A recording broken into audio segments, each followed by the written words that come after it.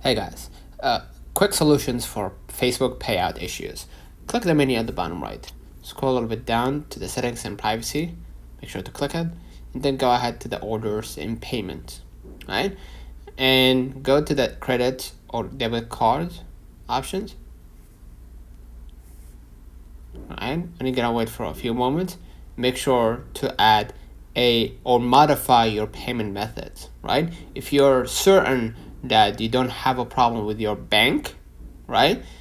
But for some reason you cannot pay for product or marketing, whatever marketing plan or meta, what you're gonna do, go back to your screen, go ahead to the App Store or Google Play, make sure to pin down Facebook, make sure that you updated Facebook with the latest version.